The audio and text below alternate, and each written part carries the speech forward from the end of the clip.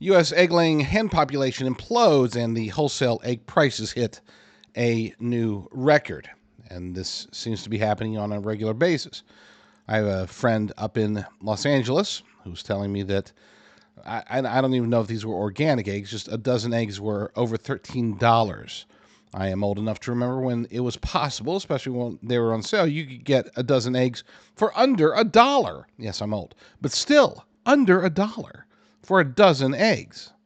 And now you can't, you have a hard time in certain areas finding an egg for under $1. It's just insane. And it's manufactured. That's the part that really just makes me so angry. It really chaps my khakis because I'm hearing from very smart people, that the culling of entire flocks of huge flocks of chickens, of other poultry, is doing nothing to even remotely slow down the alleged bird flu challenge that we're finding. I personally, skeptical, very skeptical.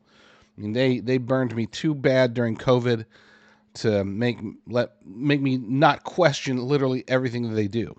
And yeah, but if it's Trump administration, I get it, but that doesn't mean that he's got his eyes on every single thing.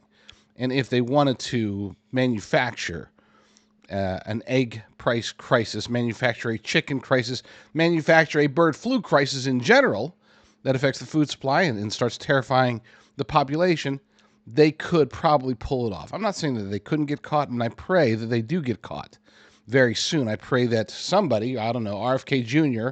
or Elon Musk or, heck, Pam Bondi, okay, Kash Patel, give me anybody. Somebody's got to be able to have access to somebody who knows what is going on. It's an article over at zerohedge.com by Tyler Durden. And of course, that's not his real name, and it's not even a he. It's not a she either. I think it's a combination of, from what I understand, the quote-unquote Tyler Durden over at Zero Hedge is actually a committee of people, but I digress. Under the Biden-Harris administration, farmers were forced to cull tens of millions of egg-laying hens to contain the bird flu outbreak. As a direct result, the nation's total egg-laying flock has plunged to its lowest level in nearly a decade, driving wholesale egg prices to record highs. Trump stated this week that Secretary of Agriculture Brooke Rollins will take action on soaring egg pricing, adding, "We inherited all the problems." Trump is correct in saying that the eggflation mess was inherited, as the latest Bloomberg data shows that the nation's egg-laying hen population fell to its lowest level since 2016 last month. This decline was driven by farmers being forced to cull flocks under Biden's only term, to curb the bird flu outbreak. Gosh, imagine if, as bad as he is now, imagine if he were to somehow win in 2028, Joe Biden. My gosh. Anyway, there's a graphic.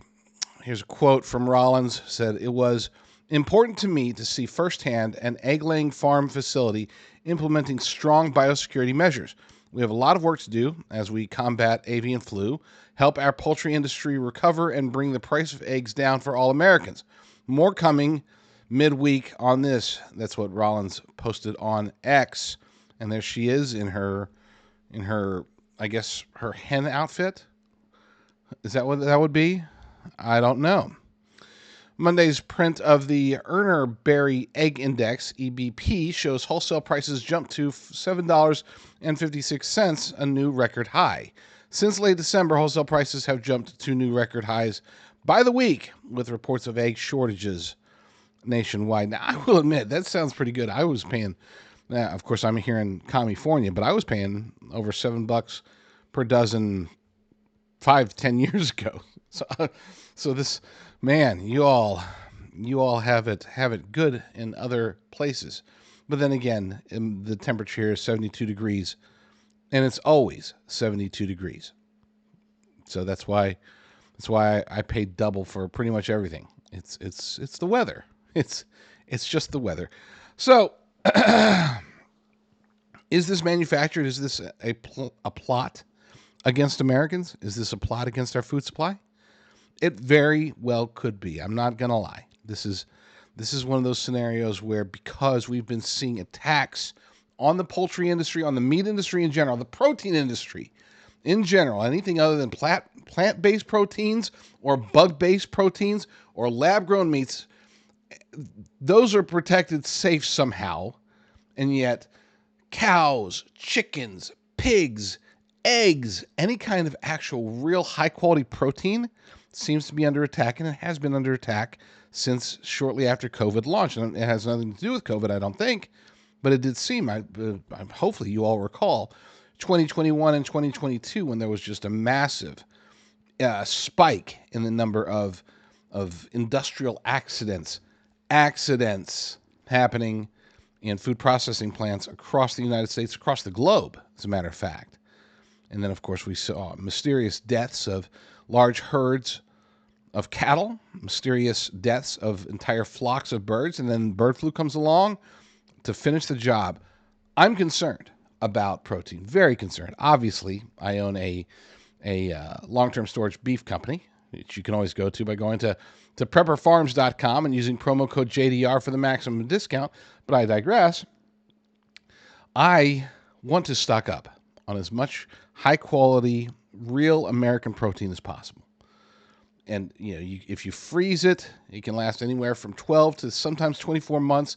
If you hard freeze it, it doesn't deteriorate necessarily as much as it just gets a little not as edible, not dangerous per se, but isn't edible. And again, that's if you keep it in a deep freeze.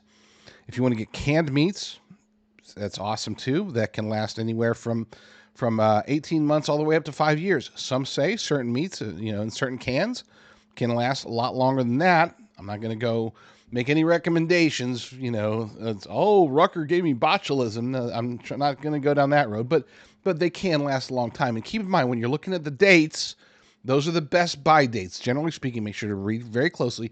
That's the best buy date. That's not the quote-unquote expiration date. The best, and this is not from me, this is from survivalist experts, the best indicator is your own senses. If you open up, first check the can. Okay, you got a can of meat, a can of anything, can of green beans, whatever. Check the can. Any visible rust or dents or anything like that, if everything's clear, great. Open it up. Look at it. Is it the right color? Smell it. Is it the right smell? Maybe a little bit of a taste. If it passes every other, does it taste fine? In those scenarios, it should be it should be okay. I'm getting choked up. Maybe that's a sign. Maybe I've got something wrong, God forbid. So I didn't have any canned meat lately anyway. Then there's the dehydration concept, which doesn't really add much to it. I mean, you might as well freeze it because dehydrating, unless you love, I love beef jerky, so I mean, there's that. But even if you have it sealed off, dehydrated meat will still only last months, not years. You can last, I think, again, 18 months, maybe 24 months for certain types of properly sealed beef jerky. Freeze-dried is the best way to go because you can go 25 years with that. That's why we do freeze-dried. But and look, as much as I'd love to say, buy my meat, I would strongly recommend, if you have the means, and you have to have the time too, because it is very time consuming, but if you have the means, now would probably be a good time to get your own freeze dryer. Just saying. Not saying, I'm just saying. Okay?